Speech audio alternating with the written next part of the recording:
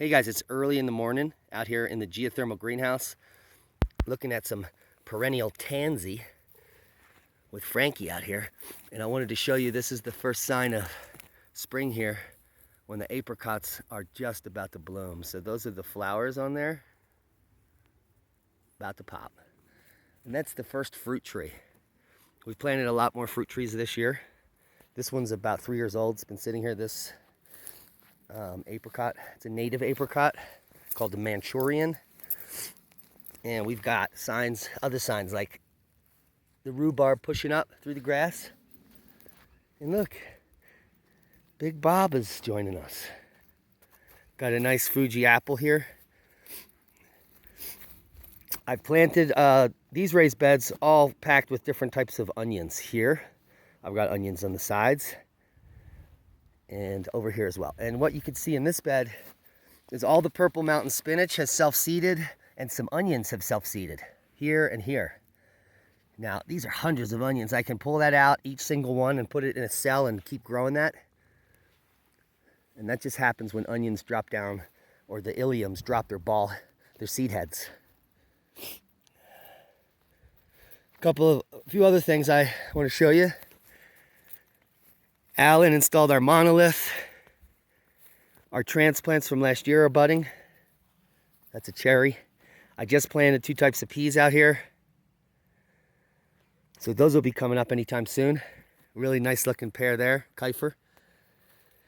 And I was telling you about some areas we had broad forked and planted, and that's this entire triangle up to this tree, which is a shellbark hickory. And then we have a huge, this is mustard and other grains. Then we have a huge lettuce bed that's about 20 feet long here, which ends at the Asian pear, which is a zone 5. And you can see here the broad forking we're doing just to create this row where we can plant more food and more crops with our newly acquired broad fork, which is sitting right there. You can see how amazing that baby is. We did a video on this, so I'll try to link it below. And you were here for the planting of these 2 beds after we moved them. It's one whole bed of maybe 120 garlics and 120 onions. And you can clearly see here, well, the garlics have won. The garlics are winning. Frank just loves to follow me through the orchard here. So we're gonna have a lot of garlics in this bed.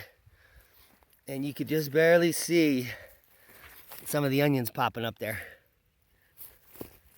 But the garlic is definitely gonna be the winner chicken dinner. Ah, beautiful morning. It's already above freezing. If you don't know, it stays, we have frosts and freezes all the way through the end of June. So we can't even plant any warm weather crops out here till, the 1st of July, typically. So what we focus on is cool weather crops and perennials and things that come up. Like here, you were here when we planted these 2 strips. This is heirloom wheat here. Some of our wheat that we planted last year. You can see it's, well, here Frank lets you. It's pretty prolific coming up in this bed. This whole 20-foot strip here is a bed of giant mustard, and this whole bed is sprouting too, so you can see the sprouts in there. Lots of sprouts coming up in there. Look at that. I can't see it on the camera. I'm trying to get you a view. And the cat keeps coming into view. Come on, Frank. We're trying to do a video. So we got a lot more to plant. But just like clockwork, the purple mountain spinach or purple Orach is coming up in huge amounts. And we got more to plant today. We got the San Luis Valley Seed Exchange coming up. Let's see if we can find our other rhubarb and see if it's broken the surface here. I know I have one down here. Yep, there it is. I can see it. So, another sign of spring. Ding, ding.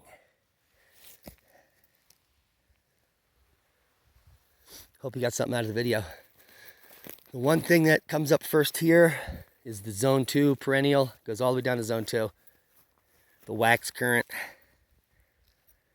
which already has leaves